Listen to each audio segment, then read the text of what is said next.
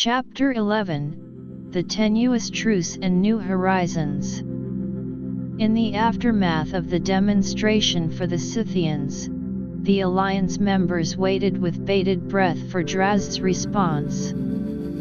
Tension still lingered in the air, but there was also a glimmer of hope that the Scythians might see the value in peaceful coexistence and collaboration. On Earth, Ben gathered with the representatives of the Norgons, Creelans, and Vorgons to discuss contingency plans.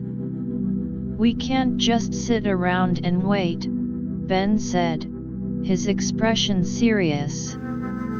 "We need to be prepared for all possibilities, whether the Scythians accept our offer or not." The Vorgon commander, Grath, nodded. "Agreed. We should continue to strengthen our military defenses. Even if the Scythians do decide to collaborate, we can't let our guard down." The Norgon scientist, Zor, added, "At the same time, we should also focus on enhancing our diplomatic efforts. If the Scythians do come on board, we need to make sure the transition is smooth and beneficial for all." The Creelan representative, Cree, chirped in, "Our genetic research can also play a crucial role. We can further develop counter-measures, but also look into how our genetic technology can be used to enhance the Scythians' own biological systems, if they're open to it." As the days passed, the Alliance members continued their work. The military-focused Vorgons were busy upgrading their spaceship's weaponry and defenses. They developed a new type of energy shield that could adapt to different types of attacks, whether they were energy-based or physical. The Norgons, true to their word, were working on a comprehensive diplomatic plan. They were studying the Scythians' culture, as much as they could glean from their brief interactions, to better understand their values, motives, and potential areas of interest for collaboration. The Creelans were delving deeper into their genetic research. They had isolated a particular gene sequence that could potentially enhance an organism's cognitive abilities. They hypothesized that this could be used to help the Scythians, if they were willing, to overcome some of the aggressive instincts that seemed to drive their society. On Earth, the educational platform was booming. Students from all four civilizations were engaging in cross-cultural and cross-disciplinary studies. A group of Earth students, inspired by the Norgons' energy technology, were working on a project to develop a more efficient and sustainable energy source for small-scale applications on Earth. One day, the long-awaited message from Draz finally arrived. The Alliance leaders gathered in the main command center on Earth to read it. "Your demonstration was impressive," Draz's message began. "I have decided to offer a temporary truce. We will not attack your alliance for now. However, I am still hesitant about full-scale collaboration. I propose a trial period of limited cooperation. We will share some of our basic technologies, and you will share yours. This will be a test to see if we can truly work together." Ben let out a sigh of relief. This is a start. It's not a full-fledged alliance, but a truce is better than an all-out war. The other leaders agreed. They immediately began to discuss the terms of this limited cooperation. The Alliance decided to share some of their less sensitive technologies, such as basic environmental monitoring devices developed by the Creelans and some of the energy-saving techniques from the Norgons. In return, the Scythians shared their knowledge of a unique type of metal found in their home system. This metal was incredibly strong and lightweight, and could potentially be used in the construction of spaceships and other high-tech equipment. The exchange of technologies began. The Scythians sent a group of their scientists to the Alliance's research centers on Earth, Norgon, and Creelan planets. These scientists were initially met with a mix of caution and hospitality. The Scythian scientists, led by a gruff-looking individual named Thruk, were impressed by the level of cooperation and knowledge sharing within the Alliance. "I've never seen such unity among different species," Thruk said to Ben during a visit to the Earth Research Center. Ben smiled. "That's the beauty of our alliance. We believe that by working together, we can achieve more than we could alone." As the Scythian scientists started to integrate into the research teams, they brought with them a different perspective. Their approach to problem-solving was more direct and often more aggressive, which initially clashed with the more collaborative and cautious methods of the Alliance members. For example, in a project to develop a new propulsion system for spaceships, the Scythian scientists proposed a high-risk, high-reward approach. They wanted to use a powerful energy source that had the potential to increase the spaceship's speed tenfold, but also carried a significant risk of explosion.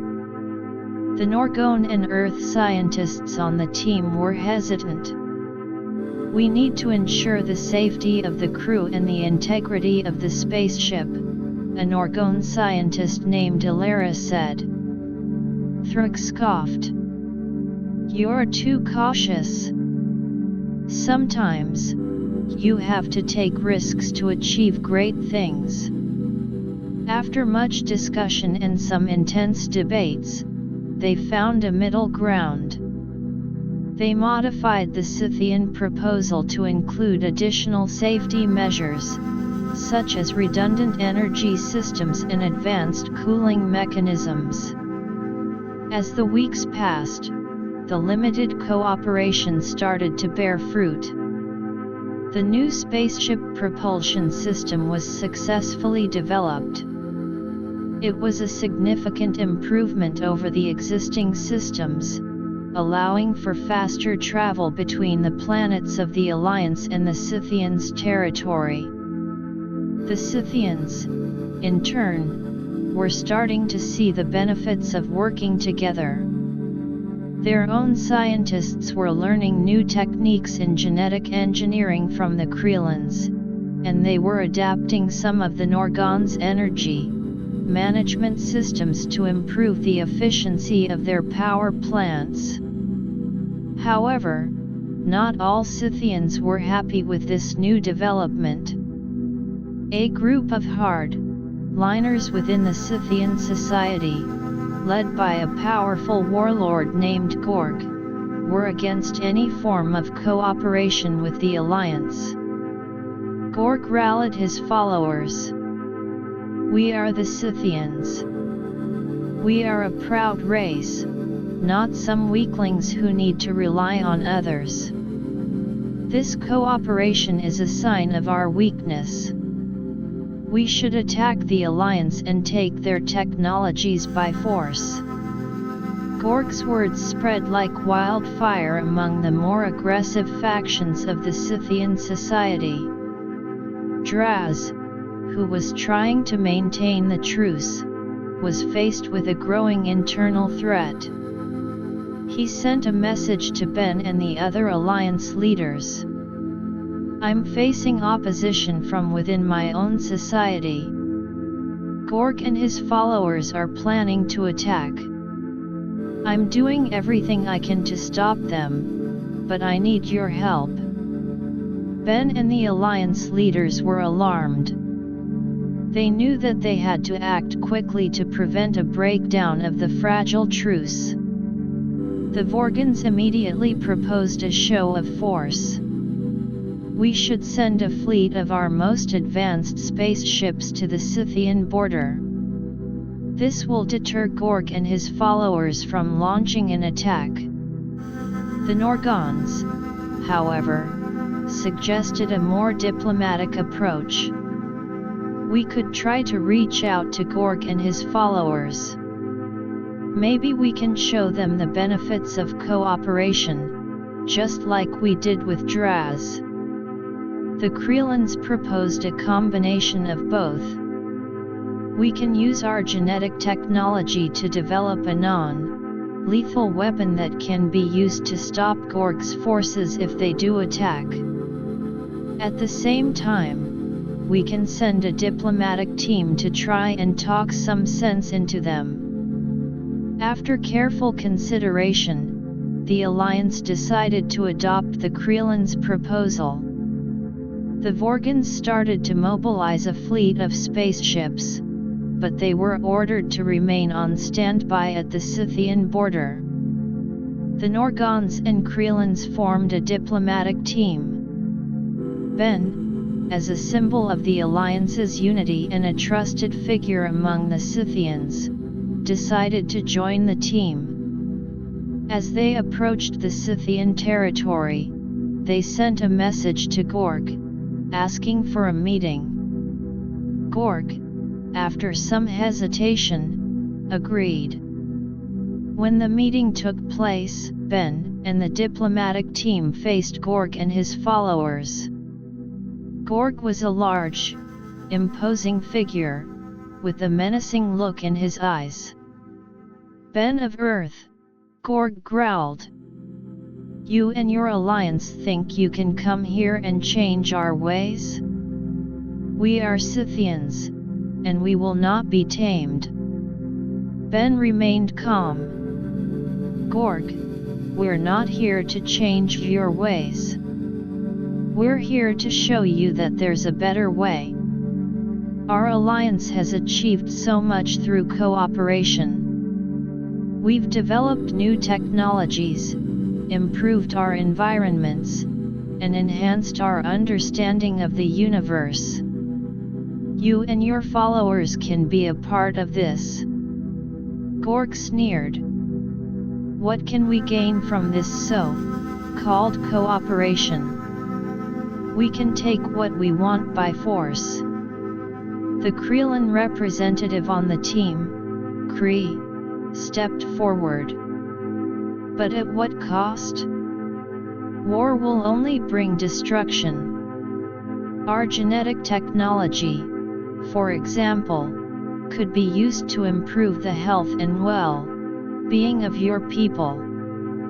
The Norgon's energy technology can provide unlimited power for your planet without harming the environment." The Norgons also chimed in, sharing some of the success stories of the limited cooperation so far. "Look at how our combined efforts have already led to the development of a new spaceship propulsion system. Imagine what we could achieve if we worked together on a larger scale." Gorg listened intently, his expression gradually softening. "I'll consider your words. But know this, if I find any signs of deception, I will not hesitate to attack." With that, the diplomatic team left. Ben and the others knew that they had planted a seed of doubt in Gorg's mind. Now, they had to wait and see if it would grow into an acceptance of the Alliance's offer of cooperation. Back at the Alliance's headquarters, preparations for both peace and war continued. The scientists were working on improving the non-lethal genetic weapon, just in case Gork decided to attack. The military forces were on high alert, ready to defend the Alliance if necessary. As the days turned into weeks, the situation remained tense. But there was also a glimmer of hope that Gork and his followers might see the light. Ben and the Alliance leaders knew that the future of the Alliance, and potentially the entire region of space, hung in the balance. And they were determined to do everything in their power to ensure that peace and cooperation would prevail. During this period of uncertainty, the educational platform on Earth continued to thrive. Students from all the civilizations, including some Scythians who were open-minded, were learning from each other. The cultural exchanges were also deepening, with Earth music and art becoming popular among the Scythians, and vice versa. Ben, despite the stress of the situation, found solace in the fact that the Alliance was bringing different civilizations closer together. He hoped that this would be enough to convince Gork and his followers to abandon their war-like ways and embrace the opportunities that cooperation offered. And as he looked out at the stars, he knew that the next few decisions would be crucial in determining the fate of the Alliance and the relationship between the civilizations in this part of the galaxy. Chapter 12: The Climax of Alliance and Resolution. The days following the meeting with Gork were filled with a sense of unease. The Alliance members continued their dual-pronged approach of preparing for war and hoping for a peaceful resolution. The non-lethal genetic weapon developed by the Creelans was refined to a point where it could be deployed quickly and effectively if Gork's forces decided to attack. The educational platform on Earth became an even more important symbol of the potential unity between the civilizations.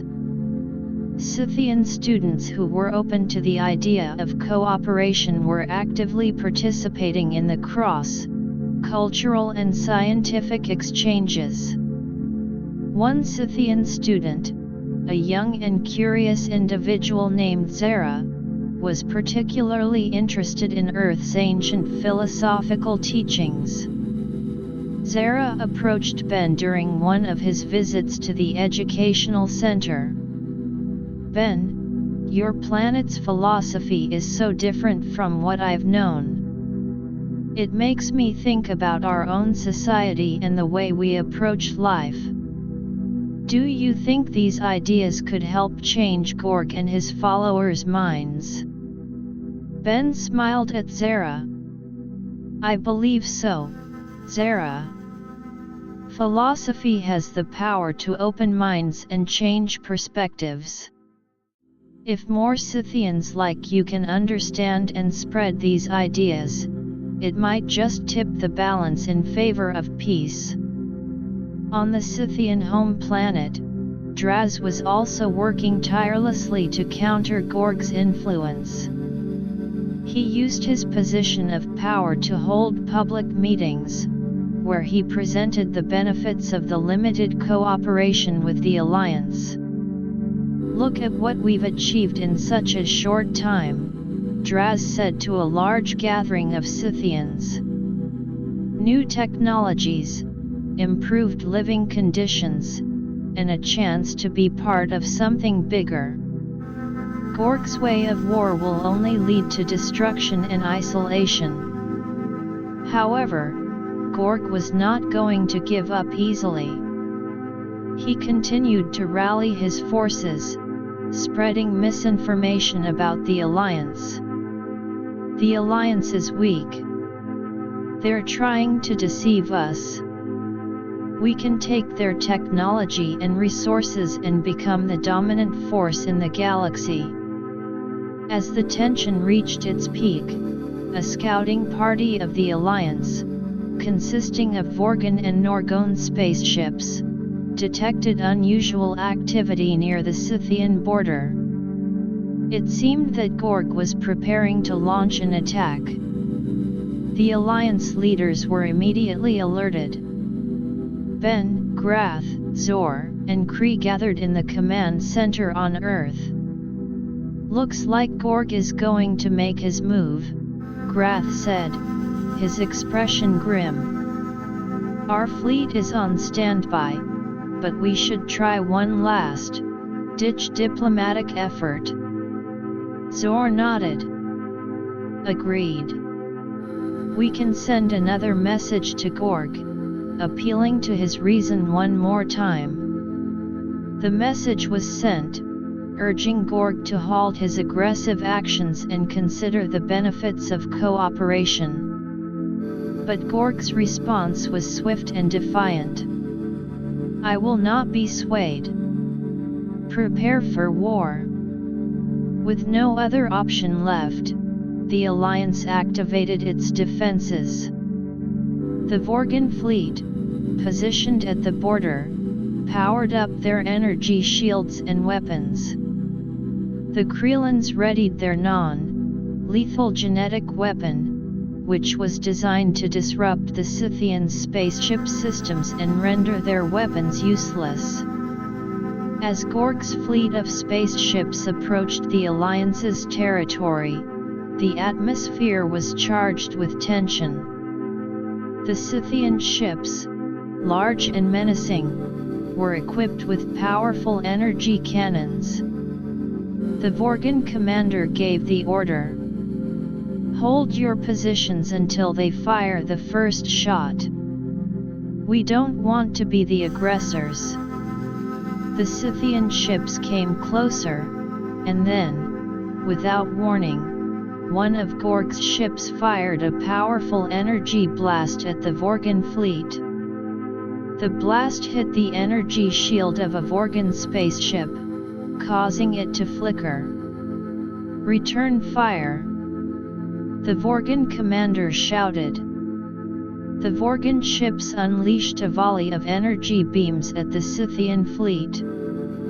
The Norgon ships, which were also part of the defensive line, used their advanced energy manipulation technology to disrupt the Scythian ships' targeting systems. The Creelans launched their non-lethal genetic weapon. Small, drone-like devices were sent towards the Scythian ships. These devices released a cloud of genetically engineered organisms that started to infiltrate the Scythian ships' systems. As the organisms made contact with the Scythian technology, they began to break down key components. The energy cannons on some of the Scythian ships started to malfunction, and their navigation systems went haywire. Gorg, realizing that the situation was not going as planned, was enraged. "Increase the firepower. We will not be defeated by these weaklings." But the Alliance's defenses were holding strong. The Scythian ships were taking heavy damage, and their numbers were starting to dwindle.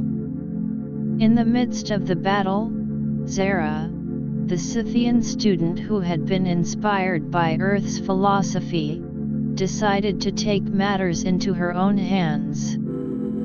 She gathered a group of like-minded Scythians and they made their way to Gorg's main command ship. Zara and her group managed to board the ship unnoticed. They made their way to the command center, where they found Gorg barking orders at his subordinates. "Gorg!" Zara shouted. "This is madness. Look at what you're doing to our people. There's a better way." Gorg turned to face Zara, his eyes filled with anger. "You traitor! How dare you oppose me? Zara stood her ground. I'm not a traitor. I'm trying to save our people from destruction. The Alliance has shown us that we can achieve so much through cooperation. This war will only lead to our downfall. The other Scythians with Zara nodded in agreement. She's right, Gorg. We don't want to fight a war we can't win. Gorg was about to order his guards to arrest Zara and her group when a message came in from one of his ships. Sir, our weapons are failing. We can't continue the attack. Gorg realized that the situation was becoming hopeless. With a look of defeat, he ordered his fleet to retreat. The Alliance, seeing the Scythian ships pulling back, held their fire. They were relieved that the battle had ended, but they knew that the situation was still fragile. Zara and her group, still on Gorg's command ship, continued to plead with him. Gorg, it's not too late. We can still join the Alliance and build a better future for all Scythians. Gorg, his pride bruised but his rational mind starting to take over, finally relented. Fine. I will consider your proposal. But I will need to see more evidence of the Alliance's good intentions. Zara immediately sent a message to Ben, informing him of the situation. Ben and the Alliance leaders were overjoyed. They knew that this was a turning point. The Alliance quickly organized a second demonstration for Gorg and his followers. This time, they focused on the long-term benefits of cooperation, such as the potential for scientific breakthroughs, cultural enrichment, and economic growth. Gorg and a group of his key followers attended the demonstration. They were shown the latest advancements in genetic engineering, energy technology, and space exploration that the Alliance had achieved through collaboration. After the demonstration, Gorg was finally convinced. I was wrong. Your Alliance has shown me that there is a better way. I am willing to join and work towards a peaceful and prosperous future for all our civilizations. The news spread throughout the Alliance and the Scythian society. The once warring factions were now on the path to unity. The Alliance celebrated this victory, not just over Gorg's aggression, but over the forces of division and hostility. The educational platform became even more important, as it was now the place where Scythians, along with the other Alliance members, could learn from each other and build a common understanding. The cultural exchanges flourished, with Scythian art, music, and literature becoming an integral part of the Alliance's cultural tapestry. The Alliance, now stronger than ever, started to plan for new joint projects. One of the most ambitious projects was the construction of a massive space station at the center of the Alliance's territory. This space station would serve as a hub for scientific research, trade, and cultural exchange between the civilizations. Ben, looking at the bright future ahead, was filled with a deep sense of satisfaction. We've come a long way. From the initial encounter with the Qurans to this moment of unity with the Scythians, our journey has been filled with challenges, but also with great rewards. The other Alliance leaders nodded in agreement. They knew that the road ahead would still have its share of obstacles, but they were confident that with unity, cooperation, and a shared vision, they could overcome any challenge that the universe threw at them. As the construction of the space station began, the Alliance members worked together with enthusiasm. The Vorgans provided their expertise in large-scale engineering. The Norgons contributed their knowledge of advanced energy systems for the station's power supply.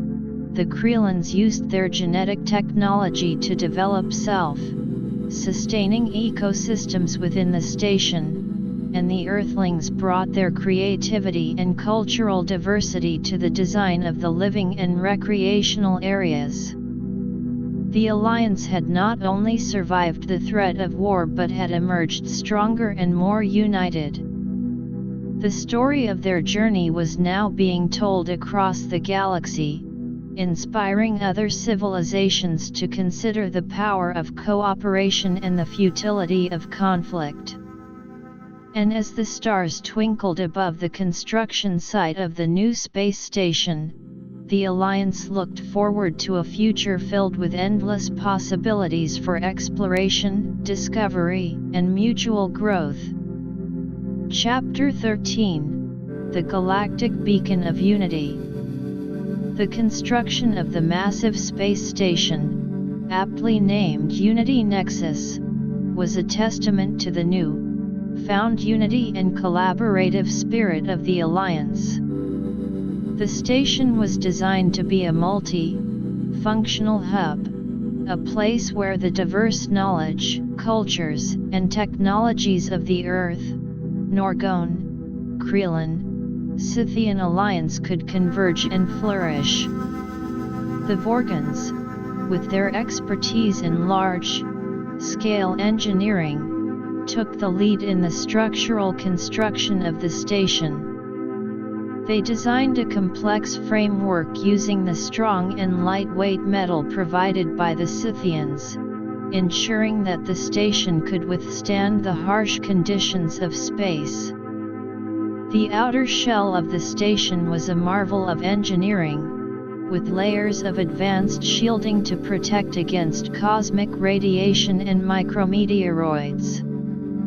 The Norgons, on the other hand, were responsible for the energy systems of Unity Nexus. They installed a series of space-time energy harnessing devices, which would provide a clean and abundant source of power for the entire station. These devices were not only highly efficient but also had the ability to adapt to different energy requirements, whether it was for powering the research laboratories, the living quarters, or the transportation systems within the station. The Creelans were focused on creating self-sustaining ecosystems inside the station. Using their genetic technology, they developed special plant species that could thrive in the artificial environment of the space station. These plants not only provided fresh oxygen but also served as a source of food. The Creelans also engineered small, bio-mechanical organisms that could assist in maintaining the ecological balance, such as cleaning the air and recycling waste. Earthlings, with their rich cultural heritage and creative minds, were in charge of designing the living and recreational areas of the station. The corridors and common areas were adorned with artworks from all the Alliance civilizations, creating a vibrant and harmonious atmosphere. The living quarters were designed to be comfortable and adaptable, taking into account the different physiological needs of the various species. As the construction of Unity Nexus progressed, it attracted the attention of other civilizations in the galaxy. A small, peaceful civilization known as the Luminans sent a message to the Alliance, expressing their interest in joining. The Luminans were a unique species. They were small, about half the size of an average human, and their bodies emitted a soft, glowing light. Their civilization was based on a deep-seated connection with nature and a strong emphasis on spiritual growth. The Alliance leaders, Ben, Draz, Zor, Kree, and Grath, gathered to discuss the Luminans' request. From what we can tell, the Luminans seem to have a lot to offer, Ben said, looking at the data on the Luminans' culture and technology. They have a unique understanding of energy manipulation at a more spiritual level, which could complement our existing knowledge. Draz, the Scythian leader who had now fully embraced the Alliance, nodded. We could use their perspective. After all, our alliance is about bringing different ideas together. Zor, the Norgon scientist, added, their technology could also help us in areas such as mental health and well-being. They have developed ways to use light-based energy to heal psychological and physical ailments. The Alliance decided to invite the Luminans for a visit to Unity Nexus. The Luminans, excited by the invitation, sent a delegation of their representatives. When the Luminans arrived at Unity Nexus, they were greeted with warmth and hospitality. They were given a tour of the construction site, and they were amazed by the scale and complexity of the project. This is truly a remarkable endeavor, a Luminan named Ilara said. We can see the unity and cooperation among your civilizations, and we would be honored to be a part of it. The Alliance leaders then engaged in in-depth discussions with the Luminans. They shared their vision for the future of the Alliance, which included further scientific exploration, cultural exchange, and the establishment of a more peaceful and prosperous galaxy. The Luminans, in turn, shared their knowledge of spiritual energy manipulation. They demonstrated how they could use the light emitted from their bodies to create a calming and healing effect. The other Alliance members were fascinated. One of the Earth scientists, Dr. Emily, was particularly interested. This could revolutionize our understanding of alternative medicine. We could potentially use this technology to treat a wide range of conditions, both on Earth and across the Alliance. As the discussions continued, the Alliance and the Luminans identified several areas of potential collaboration. The Luminans agreed to share their knowledge of spiritual energy in exchange for learning about the more technological aspects of the Alliance, such as spaceship engineering and advanced genetic research. With the decision made, the Luminans officially joined the Alliance. The news spread throughout the galaxy, further enhancing the Alliance's reputation as a beacon of unity and cooperation. Back at Unity Nexus, the construction was nearing completion. The final touches were being added to the various facilities. The research laboratories were equipped with state-of-the-art equipment from all the civilizations. There were laboratories dedicated to genetic research, energy studies, and space exploration. The Cultural Exchange Center was also taking shape. It was a large, multi-level complex where art exhibitions, music concerts, and cultural festivals from different civilizations could be held. The center was designed to be a place where the unique identities of each civilization could be celebrated and shared. The transportation system within the station was a marvel. It consisted of high-speed shuttles that could quickly move passengers and goods between different parts of the station. The shuttles were powered by a combination of Norgon energy technology and Scythian-designed engines, ensuring smooth and efficient travel. As the grand opening of Unity Nexus approached, the Alliance members were filled with excitement. Ben, as one of the key figures in the Alliance's development, was given the honor of leading the opening ceremony. On the day of the opening, representatives from all the Alliance civilizations gathered in the central plaza of Unity Nexus. The plaza was a large, open airspace with a high-ceilinged dome that allowed the stars to be visible. Ben stepped onto the stage, looking out at the diverse crowd. Today, we mark a new chapter in the history of our alliance. Unity Nexus is not just a space station, it's a symbol of our unity, our shared vision, and our commitment to a better future. The crowd cheered in agreement.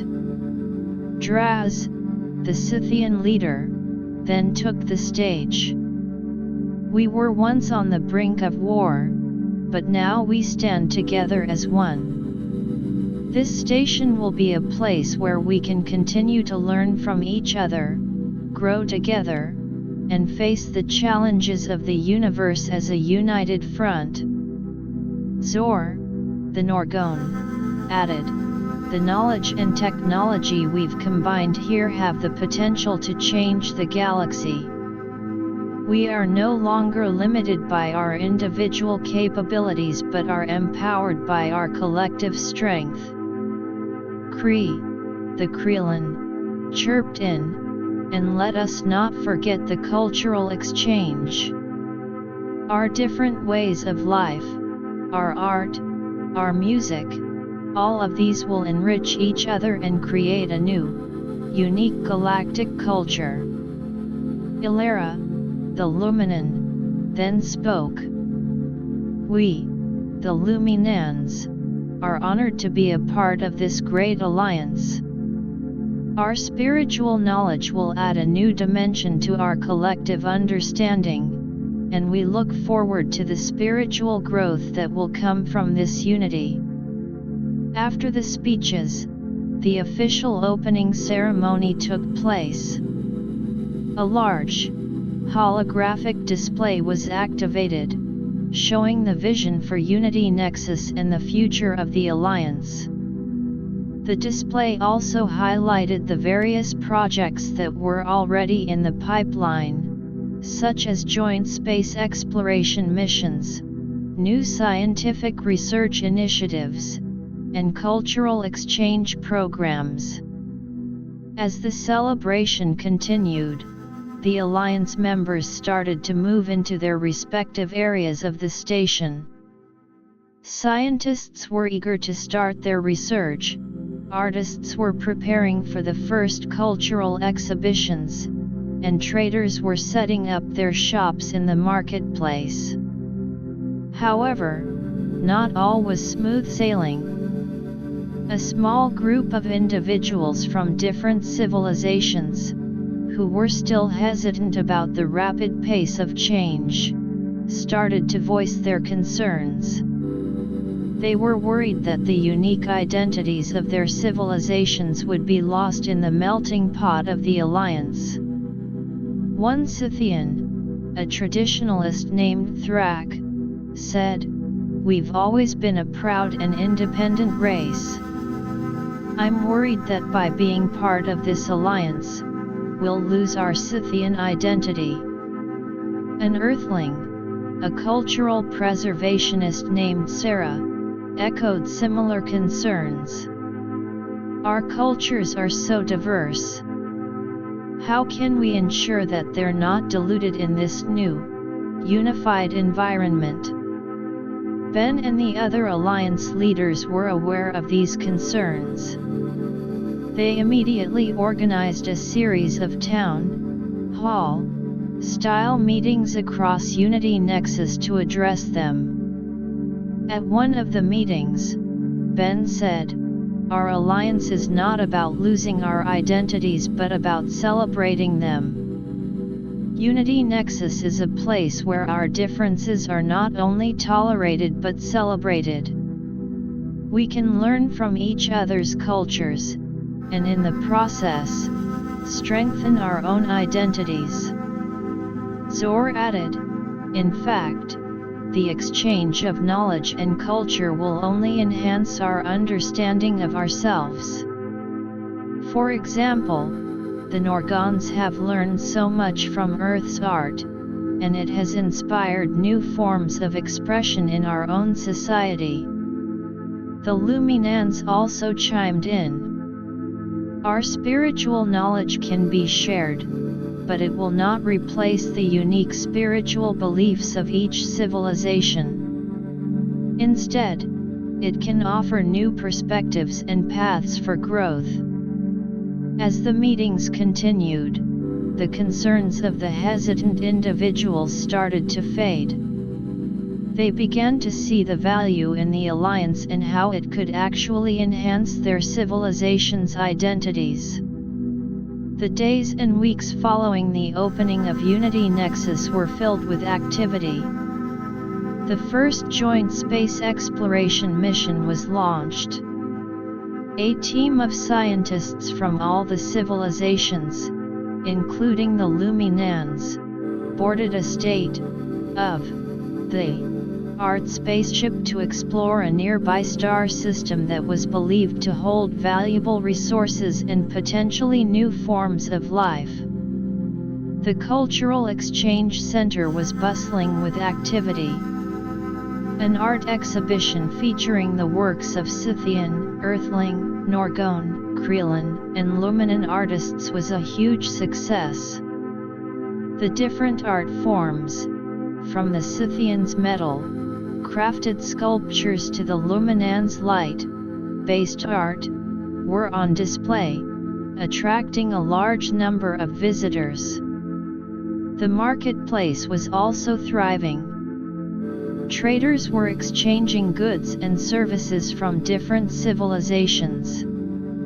Earth-made handicrafts were being traded for Norgon-developed energy-saving devices, and Creelan-engineered plant seeds were being exchanged for Scythian-designed tools. Ben, looking at the vibrant and diverse community that had formed on Unity Nexus, was filled with pride.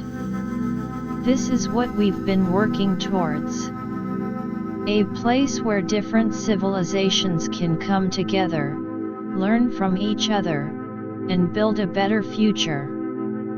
The Alliance, with Unity Nexus as its centerpiece, was now a force to be reckoned with in the galaxy.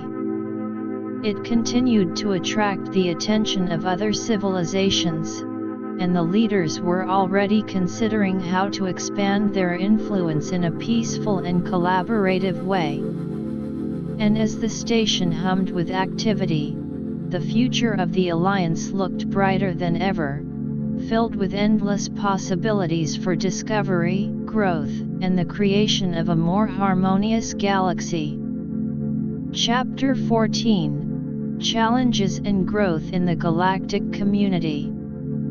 The success of Unity Nexus had firmly established the Alliance as a significant presence in the galaxy.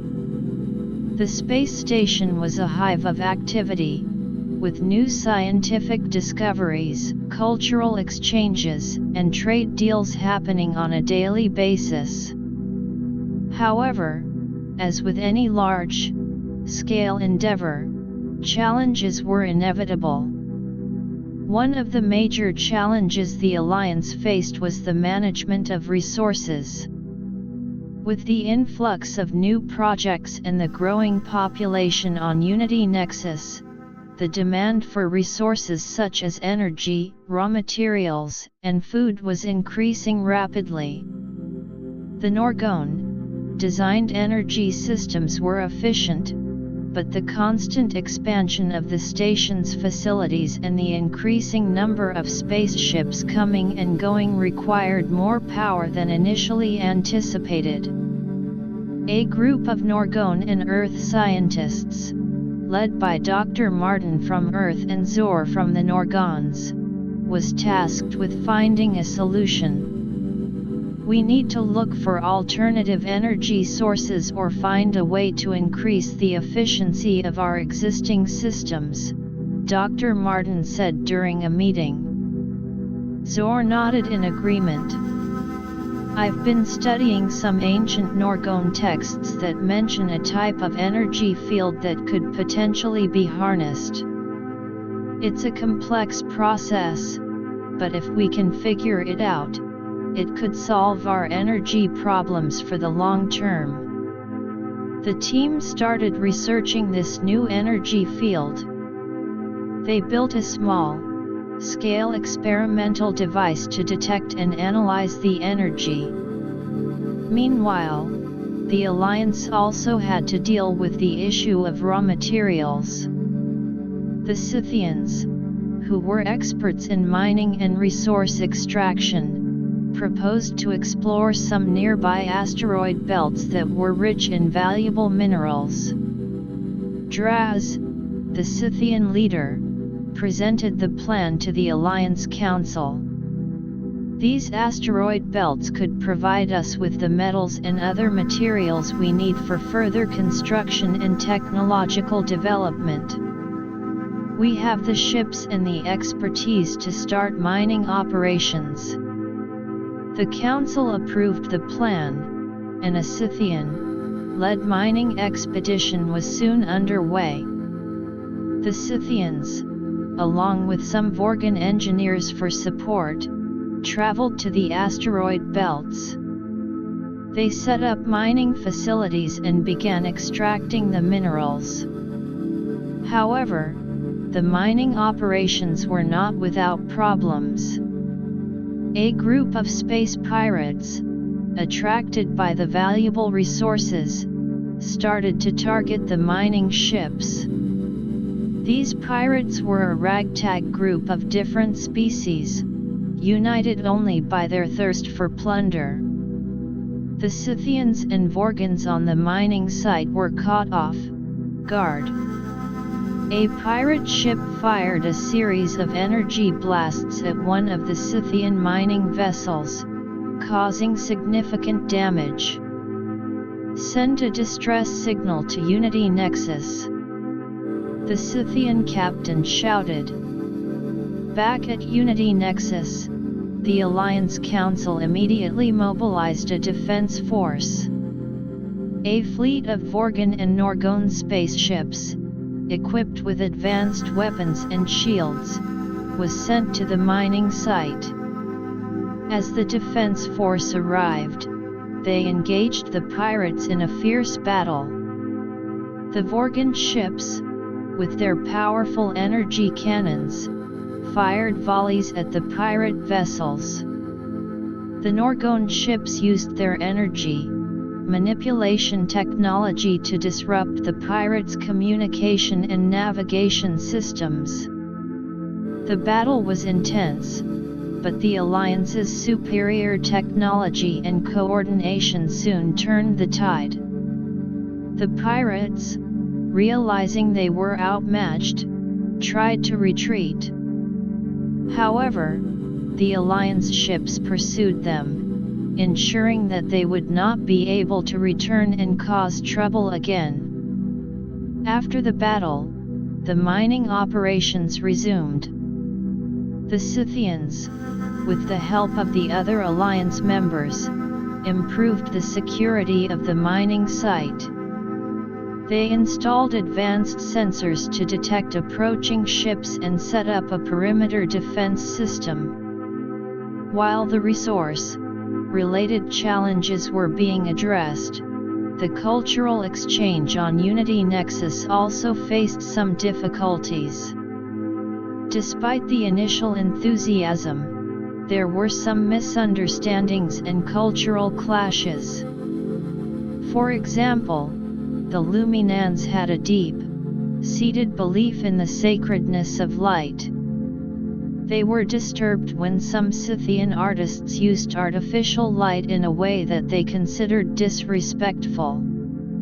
The Scythians, on the other hand, were confused by the Luminans' reaction, as they saw it as just another form of artistic expression. Ben, who was involved in mediating such cultural disputes, called a meeting of the cultural representatives from both civilizations. We need to understand that our cultural norms are different, but that doesn't mean one is right or wrong. We should use this as an opportunity to learn from each other. The Luminan representative, Ilera, explained their beliefs. Light is not just a physical phenomenon for us, it's a spiritual essence. When it's used in a way that seems to desecrate its sacredness, it deeply upsets us. The Scythian artist, Thruk, listened intently. I had no idea. I was just trying to create something new and exciting. But now that I understand, I can adjust my work. This incident led to a series of cultural awareness workshops on Unity Nexus. These workshops were designed to educate the Alliance members about the cultural beliefs, norms, and taboos of each civilization. The workshops were well attended, and they helped to prevent further cultural misunderstandings. In the scientific realm, the research on the new energy field by the Norgon Earth team was showing promising results. They had managed to detect the energy field and were now working on a way to harness it. The energy field, if successfully harnessed, could provide an almost limitless supply of clean energy. The first joint space exploration mission, which had been launched from Unity Nexus, also sent back some exciting data. The team had discovered a new planet in the explored star system. This planet had a unique ecosystem, with life forms that were a combination of biological and mechanical elements. The scientists on the mission were eager to study these life forms further. They hypothesized that these organisms could hold the key to new technological advancements, such as developing self-repairing materials or more efficient energy conversion systems. Back on Unity Nexus, preparations were made to send a second, more in-depth exploration team to the newly discovered planet. The team would consist of scientists from all the Alliance civilizations, each bringing their unique perspectives and expertise. The Alliance Council also started to consider the long-term implications of their discoveries. They discussed how to share this knowledge with other civilizations in the galaxy in a way that would promote peace and cooperation. As the Alliance continued to grow and face these challenges, it also attracted more civilizations interested in joining. A water-based civilization known as the Aquarics sent a message expressing their interest.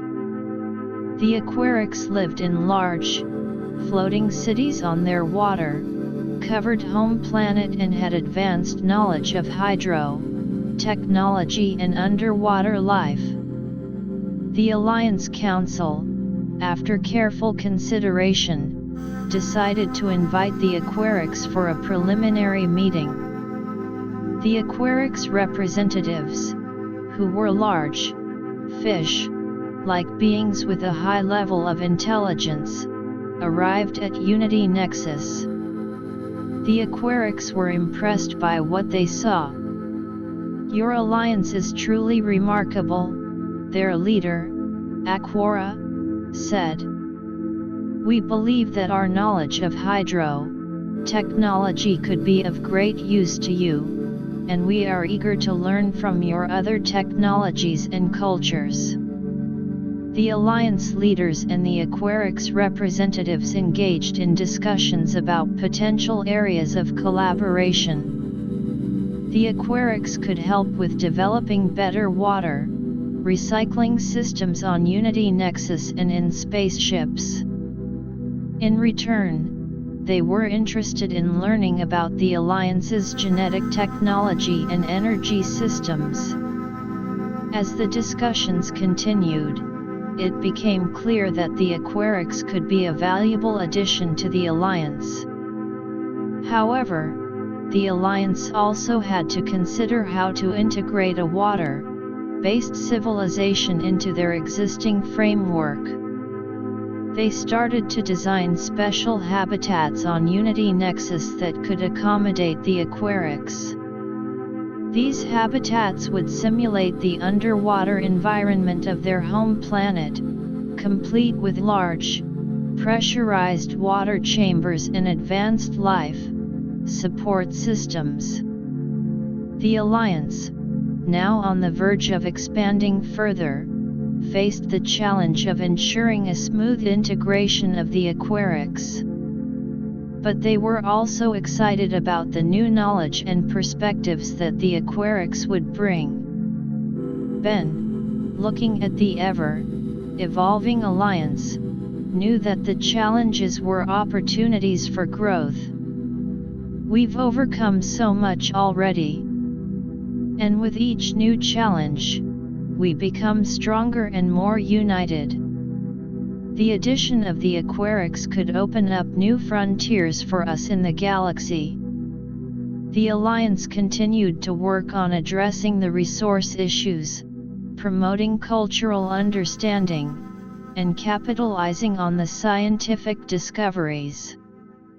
With the potential addition of the Aquarix, they were on the cusp of a new phase of expansion and development. And as they looked towards the future, they were determined to face whatever challenges came their way, united in their quest for a more advanced, harmonious, and prosperous galaxy. In the meantime, the cultural exchange on Unity Nexus continued to thrive. A music festival was organized, featuring the unique musical styles of all the Alliance civilizations. The Scythians' deep, rhythmic chants, the Norgons' energy-based melodies, the Creelans' chirping and clicking music, the Luminans' light-infused harmonies, and the Earthlings' diverse range of musical genres filled the air. The festival was a huge success, attracting visitors from all over the Alliance. It not only entertained but also brought the different civilizations closer together, highlighting the beauty of their cultural diversity. As the Alliance moved forward, they were constantly reminded that their strength lay in their unity, and that by working together, they could overcome any obstacle and achieve great things in the vast expanse of the galaxy. Chapter 15: Expanding Horizons and Galactic Diplomacy. With the Aquarix on the verge of joining the Alliance, the members of the existing Alliance, Earth, Norgon, Creelan, Scythian, and Luminan, were in a flurry of activity. The construction of the special habitats for the Aquarix on Unity Nexus was in full swing. The Vorgons, known for their engineering prowess, were leading the project, working closely with Aquarix engineers to ensure that the underwater-themed habitats met the specific needs of the water-based civilization. The habitats were designed to be large, self-contained ecosystems. Massive, transparent domes were being built to house the Aquarix. Inside these domes, a complex system of water circulation, temperature control, and lighting was being installed to mimic the natural environment of the Aquarix's home planet. The water was treated with special additives to replicate the unique chemical composition that the Aquarix were accustomed to. As the habitats neared completion, the cultural integration process also accelerated. Cultural exchange programs were organized specifically for the Aquarix and the existing Alliance members. Aquarix representatives gave lectures on their unique culture, which was centered around the vast oceans of their planet. They shared stories of their underwater cities, the unique social structures that had evolved in a water-based environment, and their deep-seated connection to the marine life. In return, the other Alliance members introduced the Aquarix to their own cultures. Earthlings showed them the diversity of human art forms, from paintings and sculptures to digital art. The Norgons demonstrated their energy-based technologies and how they had incorporated art into their energy manipulation techniques. The Creelans shared their genetic-based art, which involved creating living, evolving artworks using genetic engineering. The Scythians displayed their warrior-inspired art and the traditions that had been passed down through generations. And the Luminans shared their spiritual teachings, emphasizing the importance of balance and harmony, which they believed was also reflected in the Aquarix's relationship with their watery world. However, the process of integration was not without its challenges. There were differences in communication styles. The Aquarix communicated through a combination of sonar-like signals and bioluminescent displays. Translating these signals accurately into the common language of the Alliance was a complex task. A team of linguists from all the Alliance civilizations, led by Dr. Emily from Earth, was working around the clock to develop a more efficient translation system. Dr. Emily explained the difficulty. The Aquarix's language is not just a means of communication, it's deeply intertwined with their culture and the physical environment of their planet. We need to understand these nuances to create an accurate translation. Another challenge was the difference in technological priorities. The Aquarix had highly advanced hydro technology but were relatively less developed in some other areas, such as space-based energy systems.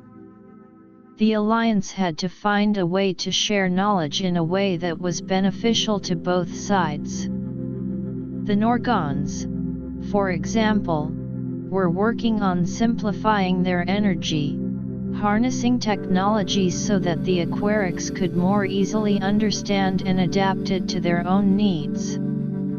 As the Aquarix integration was being sorted out, the Alliance also received news from the second exploration team that had been sent to the newly discovered planet.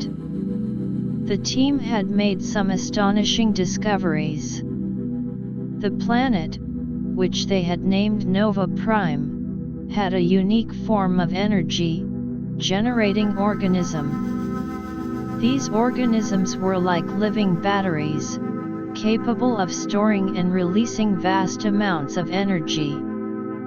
The scientists on the team were excited about the potential applications of this discovery.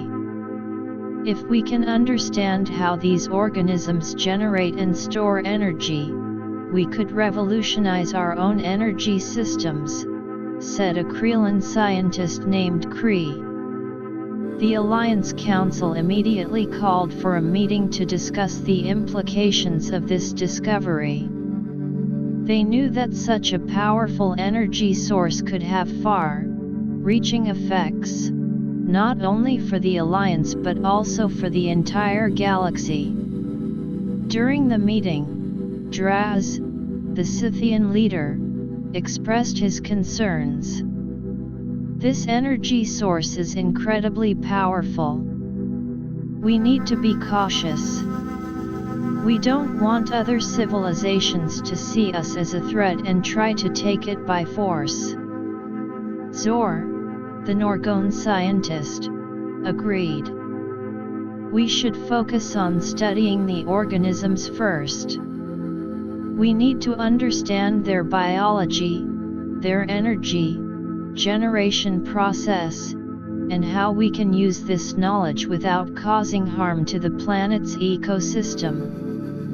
The Council decided to send a larger team of scientists, including experts from all the Alliance civilizations, to Nova Prime. The team would not only continue the study of the energy generating organisms but also develop a plan to harness their energy in a sustainable way. While the scientific community was focused on Nova Prime, the Alliance also had to deal with diplomatic issues on a galactic scale.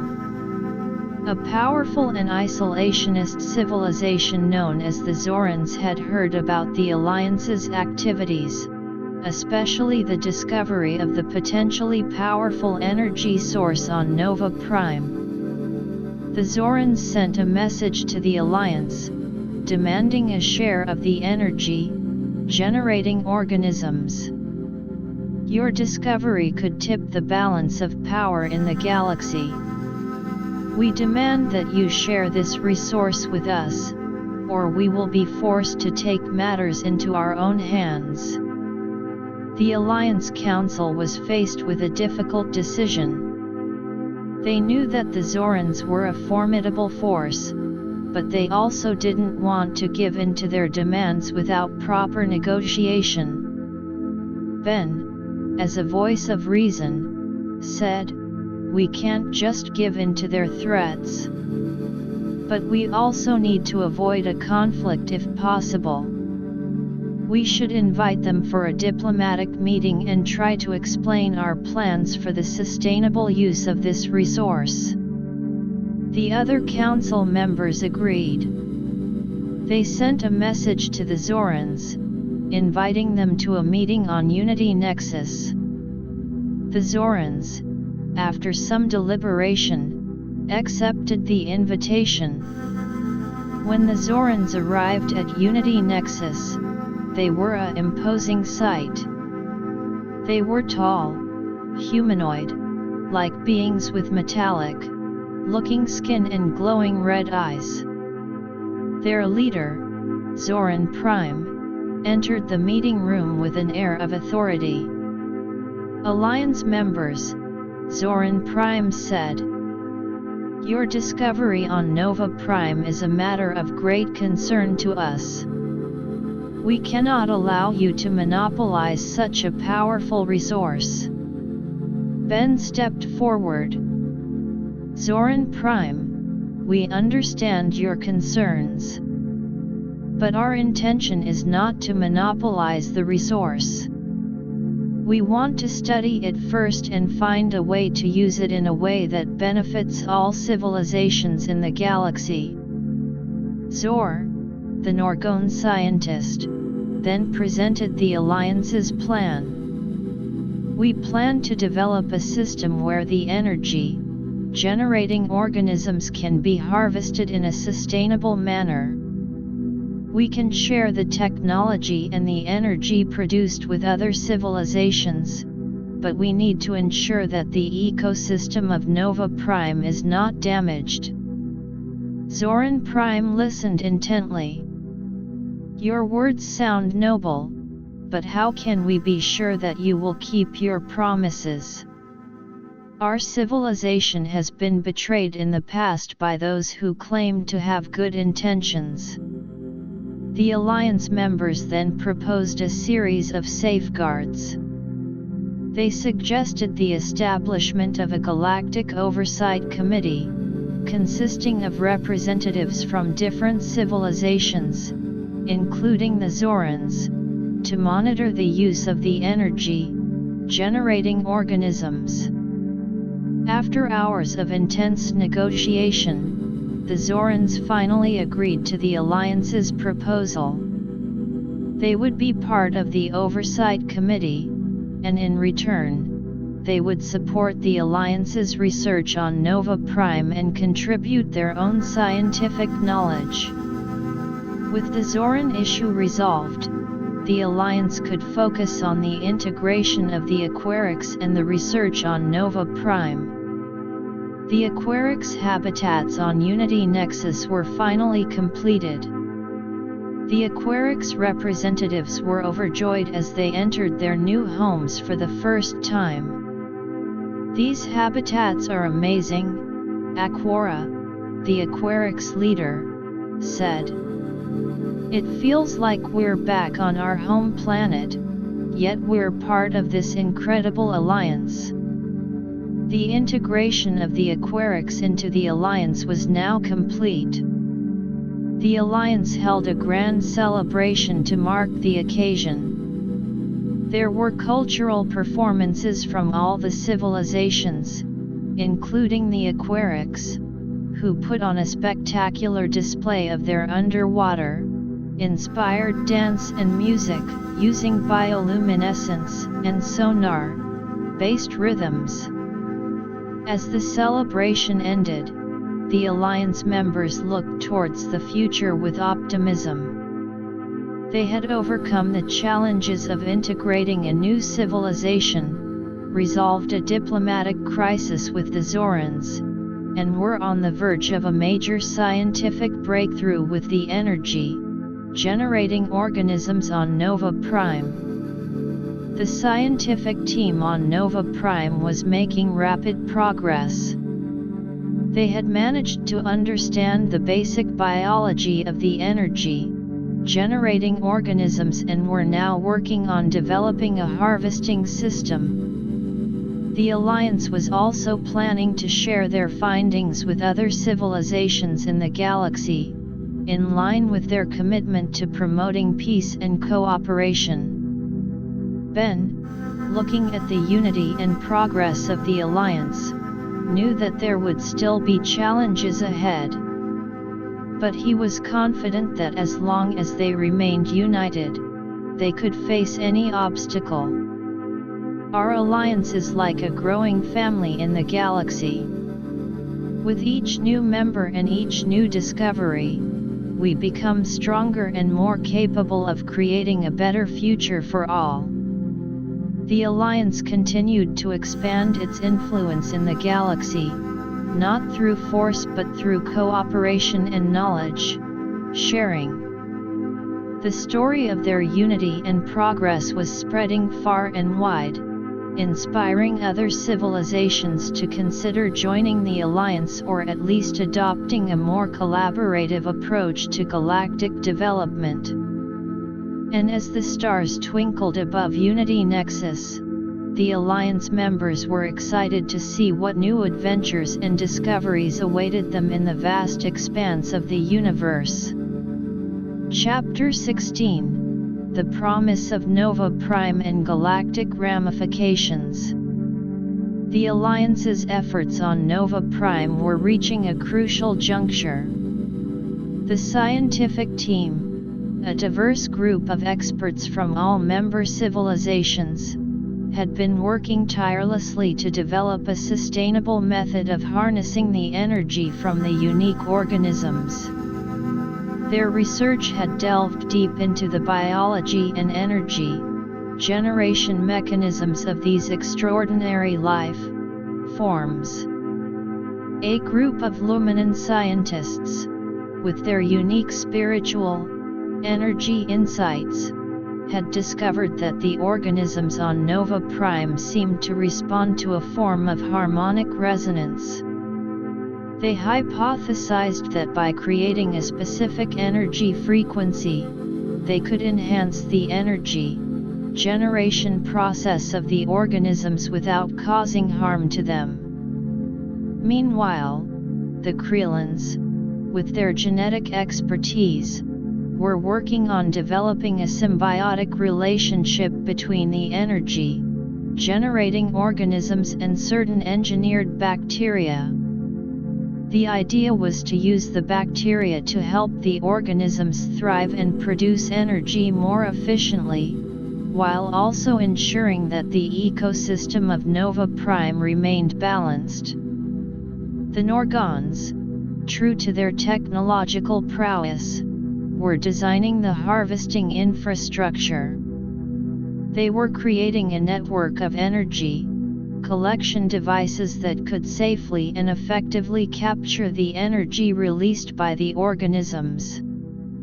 These devices were designed to be minimally invasive, with the focus on causing as little disruption to the planet's ecosystem as possible. As the research progressed, news of the Alliance's activities on Nova Prime spread throughout the galaxy. Other civilizations, intrigued by the potential of this new energy source, began to approach the Alliance.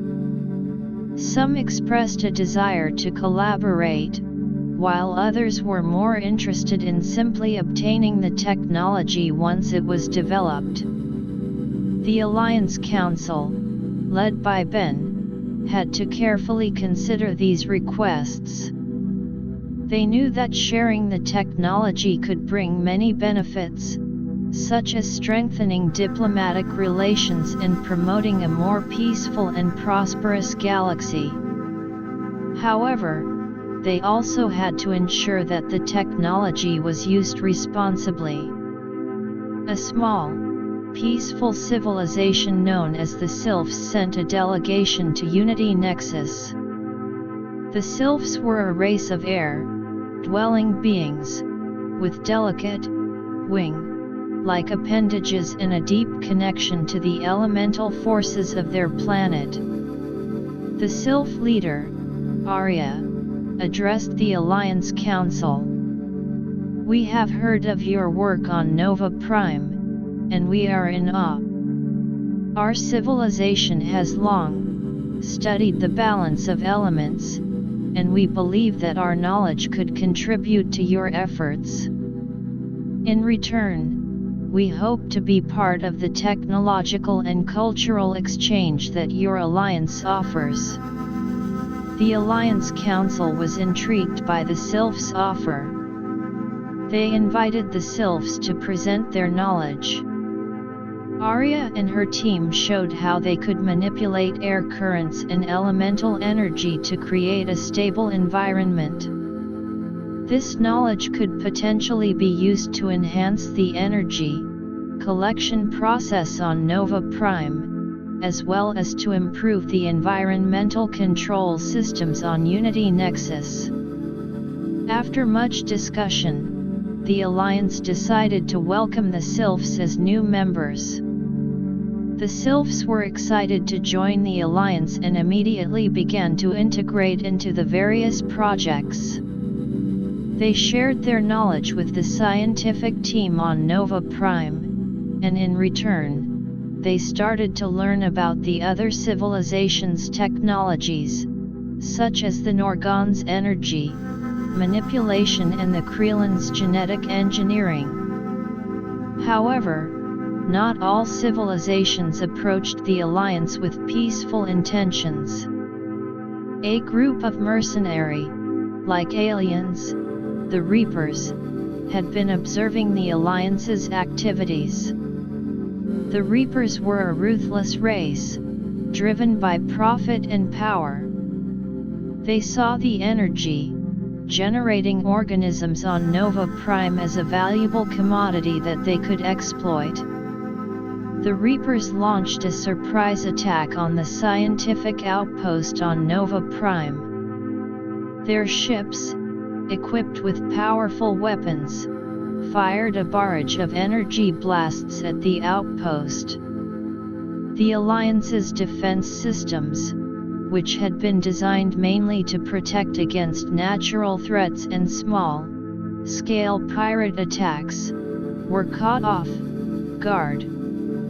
The scientists on the outpost, including members from all the Alliance civilizations, were in immediate danger. They quickly activated the emergency defense protocols and sent distress signals to Unity Nexus. Back at Unity Nexus, the Alliance Council was in a state of high alert. Ben, his face grim, addressed the council. "We need to act fast. The Reaper's attack on our outpost on Nova Prime is not only a threat to our scientists but also a violation of the peace and cooperation we've been trying to establish in the galaxy." The Vorgans, with their military expertise, were the first to respond. Commander Grath stood up. "We can assemble a fleet of our most advanced warships and launch a counter-attack. We need to show the Reapers that they can't just attack us with impunity." The Norgons, however, proposed a more strategic approach. Zor said, "We should first assess the Reapers' capabilities. We can send a scouting mission to gather intelligence on their ships, weapons, and tactics. This way, we can plan a more effective counter-offensive." The council agreed to the Norgon proposal.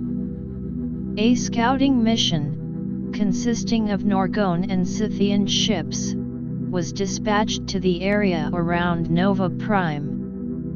The ships, equipped with advanced stealth technology, approached the Reaper fleet undetected.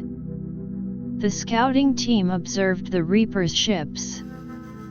They noticed that the Reapers had a unique energy shielding system that was highly effective against conventional energy-based weapons. However, they also discovered a potential weakness in the Reaper's communication network. The scouting team returned to Unity Nexus with the valuable intelligence. The Alliance's scientists and military strategists immediately started to develop a plan to exploit the Reaper's weakness. The Creelans, using their genetic technology, developed a bio-weapon in the form of a virus. This virus was designed to infiltrate the Reaper's communication systems and disrupt their coordination. The Vorgans, meanwhile, were modifying their weapons to bypass the Reaper's energy shields. Once the preparations were complete, the Alliance launched its counter-offensive.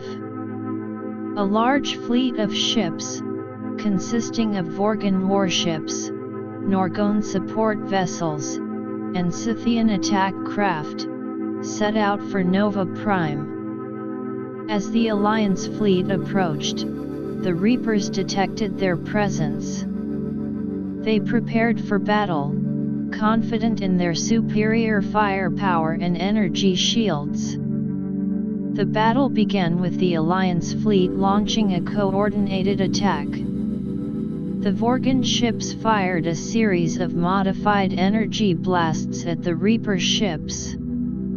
At the same time, the Creelans launched the bio-weapon, which quickly infiltrated the Reaper's communication systems. The Reapers, suddenly facing communication breakdowns, were unable to coordinate their defenses effectively. The Alliance's attacks started to take their toll. Many of the Reaper ships were severely damaged, and some were forced to retreat. The remaining Reaper ships, realizing that they were outmatched, sent a message of surrender. The Alliance, however, was cautious. They demanded that the Reapers leave the area around Nova Prime and sign a treaty promising not to attack the Alliance or its interests in the future. The Reapers, with no other option, agreed to the terms. The Alliance had successfully defended its outpost on Nova Prime and sent a strong message to other potential aggressors in the galaxy. With the immediate threat from the Reapers eliminated, the Alliance could focus once again on the research and development of the energy-generating organisms. The Sylphs, who had joined the Alliance just before the attack, were impressed by the unity and resilience of the other members. Arya, the Sylph leader, said to Ben, "Your Alliance's response to the Reaper attack was remarkable. It shows the strength that comes from unity. We are proud to be a part of this." The scientific team on Nova Prime resumed their work with renewed enthusiasm. They were now closer than ever to developing a working prototype of the energy harvesting system. The Alliance Council also started to plan for the future of the energy technology. They discussed how to share it with other civilizations in a way that would promote the overall development of the galaxy. They decided to hold a galactic summit on Unity Nexus, inviting representatives from as many civilizations as possible.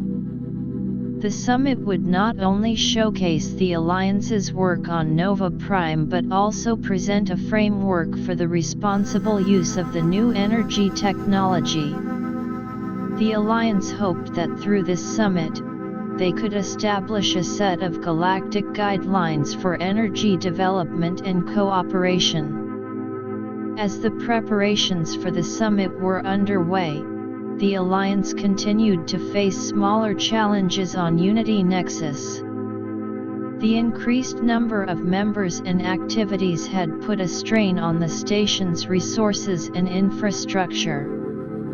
The Earth Norgone team, which had been working on the resource management issue, proposed a new solution. They suggested the construction of a series of resource recycling plants on Unity Nexus.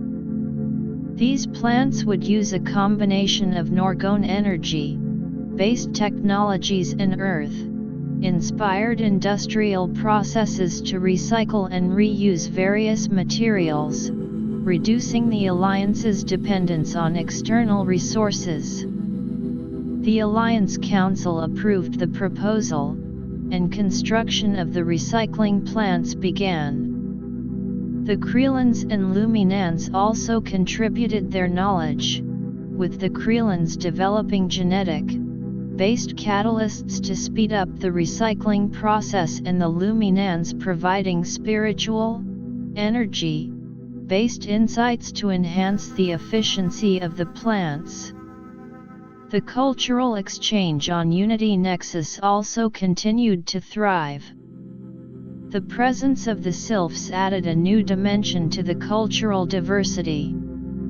The Sylphs' unique air-based art forms, such as creating intricate patterns in the air using elemental energy, were on display in the Cultural Exchange Center. Ben, looking at the ever-evolving Alliance, was filled with a sense of pride and responsibility.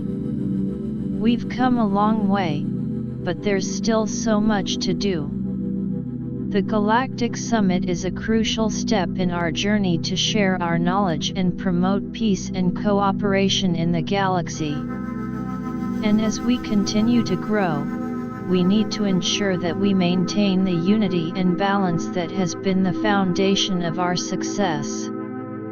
The Alliance members, united in their vision, continued to work towards the upcoming summit and the development of the energy technology. They knew that the decisions they made in the coming days would have far-reaching consequences for the future of the galaxy. And as they looked out at the vast expanse of stars, they were determined to use their knowledge and unity to create a better, more harmonious universe. Epilogue: a galactic utopia in the making. The day of the Galactic Summit on Unity Nexus finally arrived. Representatives from across the galaxy gathered in the Grand Hall of the space station, a place that now symbolized unity and cooperation. The hall was a magnificent sight, with holographic displays of the Alliance's achievements, cultural artworks from all member civilizations, and a large, circular table at the center where the delegates would discuss the future of the galaxy. Ben, as the de facto leader of the Alliance, stood at the podium to welcome the guests. Honorable representatives of the galaxy, he began, his voice echoing through the hall. We are gathered here today at a crossroads. The discoveries and developments of our alliance have opened up new possibilities for the entire galaxy, and it is our responsibility to ensure that these opportunities are used for the greater good. The hall was filled with a diverse array of species. From the small, winged sylphs to the imposing Zorans, each civilization brought its unique perspective and interests. The Aquarics, still adapting to their new role in the Alliance, were present in their specially designed water-filled pods, ready to contribute their hydro-technological knowledge. The Norgons, known for their scientific prowess, started the presentation. Zor stepped forward and activated a holographic model of Nova Prime. As you all know, our research on Nova Prime has led to the discovery of these remarkable energy-generating organisms. We have developed a prototype of an energy harvesting system that is both efficient and sustainable. The hologram showed the detailed design of the harvesting infrastructure, the symbiotic relationship between the organisms and the engineered bacteria, and the harmonic resonance-based enhancement process. The delegates watched in awe, realizing the potential of this technology to transform the energy landscape of the galaxy. After the Norgon presentation, the Creelans took the stage. Cree, the lead Creelan scientist, shared their insights on the genetic engineering aspects. Our genetic technology has been crucial in ensuring the long-term viability of the energy-generating organisms. We have also developed methods to adapt this technology to other biological systems, which could have far-reaching implications for agriculture, medicine, and environmental restoration across the galaxy. The representatives from different civilizations began to engage in lively discussions. Some were concerned about the potential ecological impact of large-scale energy harvesting on Nova Prime. A small, plant-based civilization called the Florens expressed their worries. The Luminan representative, Ilera, addressed these concerns. We have been working closely with the scientific team on Nova Prime to ensure that the ecosystem remains intact. Our spiritual energy insights have helped us understand the delicate balance of the planet, and we have incorporated measures to minimize any negative impacts. As the discussions continued, the Alliance proposed a framework for the sharing of the energy technology. We suggest the creation of a galactic energy consortium, Ben said. This consortium will be made up of representatives from all interested civilizations. Its purpose will be to oversee the development, distribution, and responsible use of the Nova Prime energy technology. The idea was met with mixed reactions. Some civilizations were eager to join, seeing the potential for economic growth and technological advancement. Others were more cautious, worried about losing their sovereignty or being exploited. The Vorgons, with their military and engineering background, offered to provide security for the energy harvesting operations on Nova Prime and any future facilities.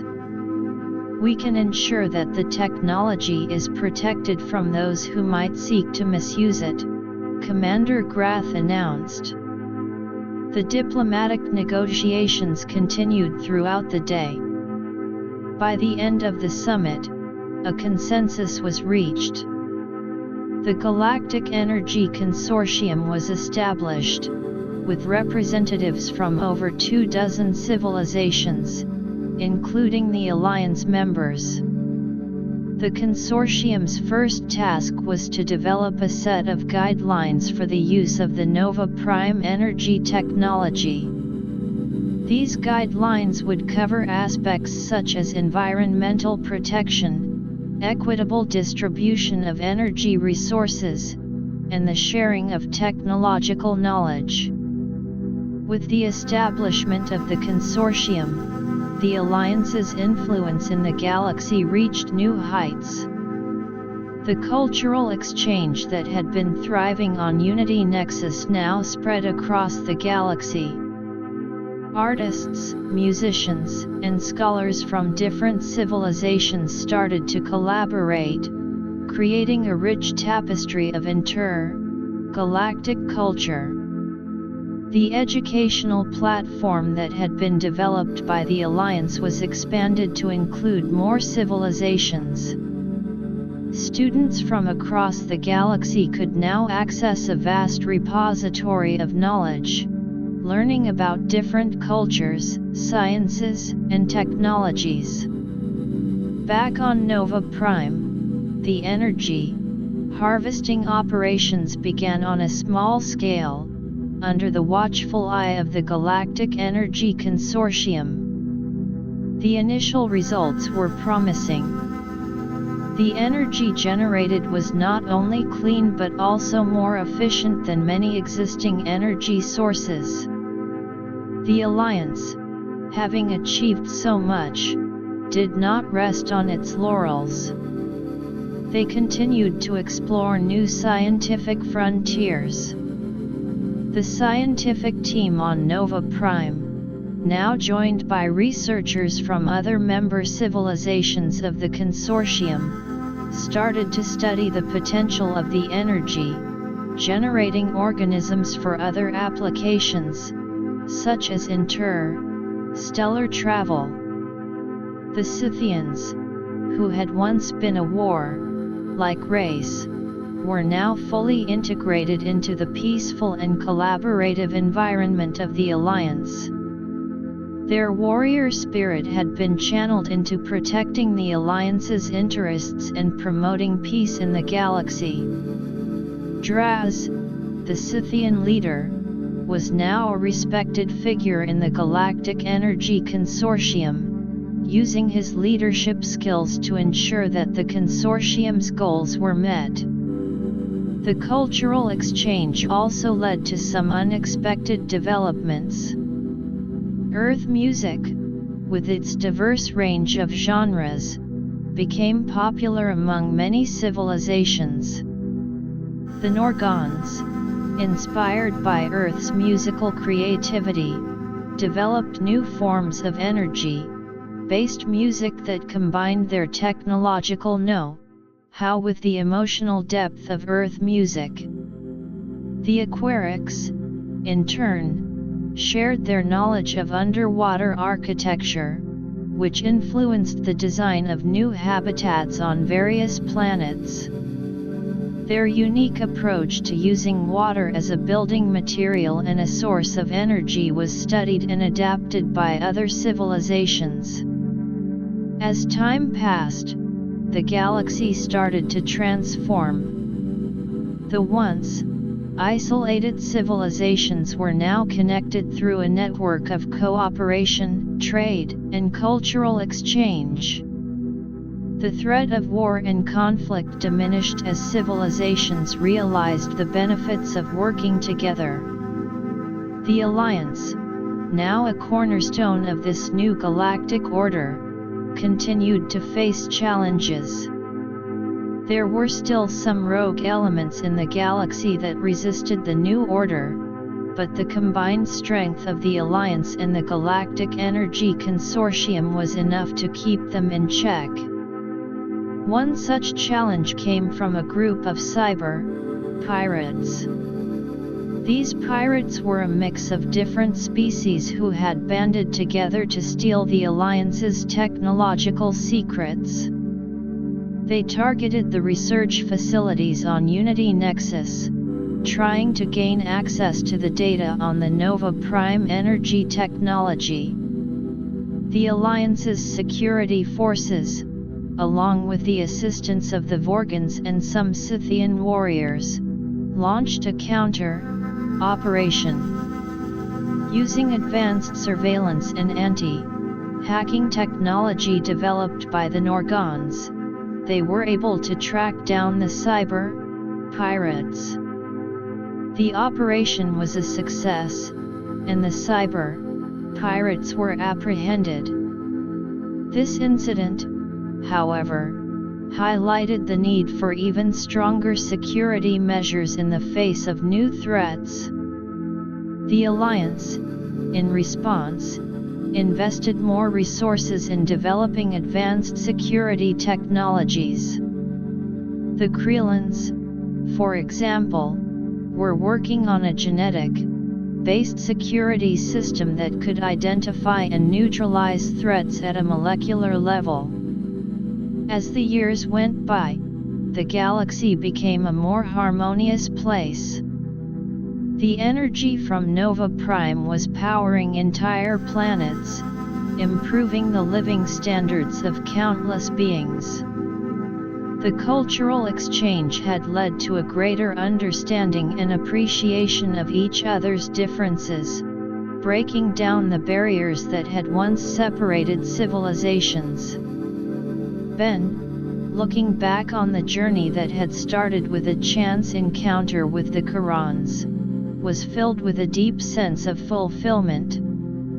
We started with a small group of civilizations coming together, and now we've become a force for good in the galaxy.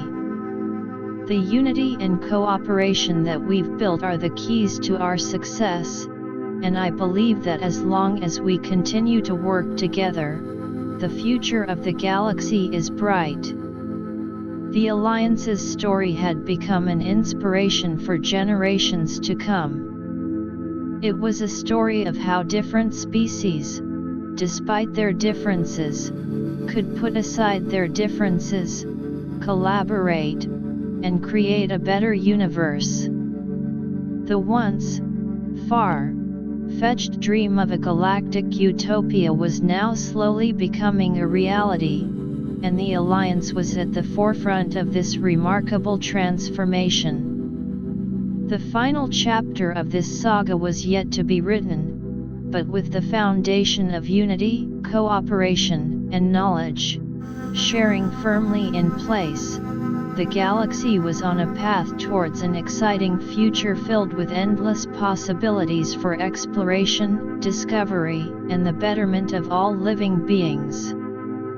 And as the stars continued to shine brightly in the vast expanse of the universe, the Alliance members looked forward to what the future held, ready to face any challenges and embrace the opportunities that would come their way.